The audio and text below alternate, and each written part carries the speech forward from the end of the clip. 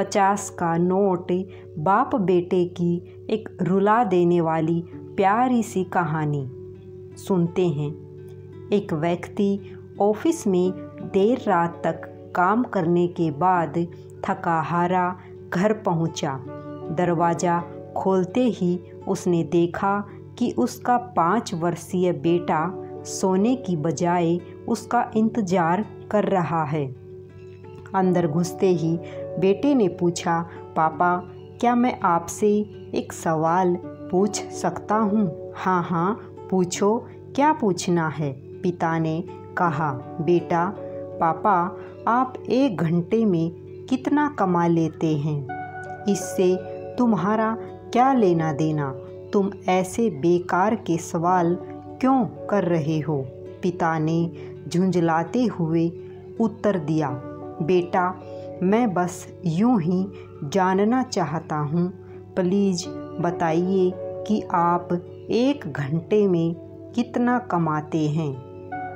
पिता ने गुस्से से उसकी तरफ देखते हुए कहा, 100 रुपये।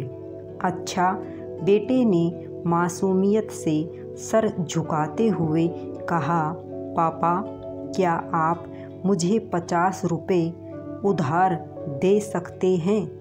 इतना सुनते ही वह व्यक्ति आग बबूला हो उठा। तो तुम इसलिए ये फालतू का सवाल कर रहे थे ताकि मुझसे पैसे लेकर तुम कोई बेकार का खिलौना या ऊटपटांग चीज़ खरीद सको। चुपचाप अपने कमरे में जाओ और सो जाओ। सोचो तुम कितने सेल्फिश हो। मैं दिन रात मेहनत करके पैसे कमाता हूँ और तुम उसे बेकार की चीज़ों में बर्बाद करना चाहते हो। यह सुन बेटे की आंखों में आंसू आ गए और वह अपने कमरे में चला गया। व्यक्ति अभी भी गुस्से में था और सोच रहा था आखिर उसके बेटे की ऐसा करने की हिम्मत कैसे हुई। पर 1 आध घंटा बीतने के बाद वह थोड़ा शांत हुआ और सोचने लगा कि हो सकता है कि उसके बेटे ने सच में किसी ज़रूरी काम के लिए पैसे मांगे हों, क्योंकि आज से पहले उसने कभी इस तरह से पैसे नहीं मांगे थे।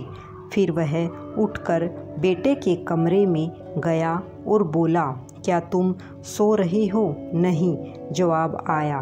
मैं सोच रहा था कि शायद मैंने बेकार में ही तुम्हें डांट दिया। दरअसल दिन भर के काम से मैं बहुत थक गया था। व्यक्ति ने कहा, आई एम सॉरी, ये लो अपने 50 रुपये। ऐसा कहते हुए उसने अपने बेटे के हाथ में 50 की नोट रख दी। थैंक यू पापा, बेटा खुशी से पैसे लेते हुए कहा और फिर वह तेज़ी से उठकर अपनी अलमारी की तरफ गया।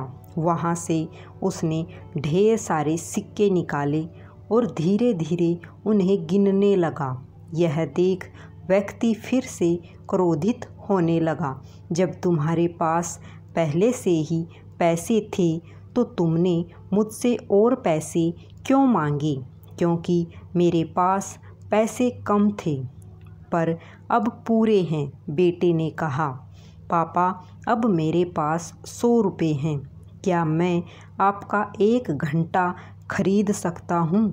प्लीज़ आप ये पैसे ले लीजिए और कल घर जल्दी आ जाइए। मैं आपके साथ बैठकर खाना खाना चाहता हूँ।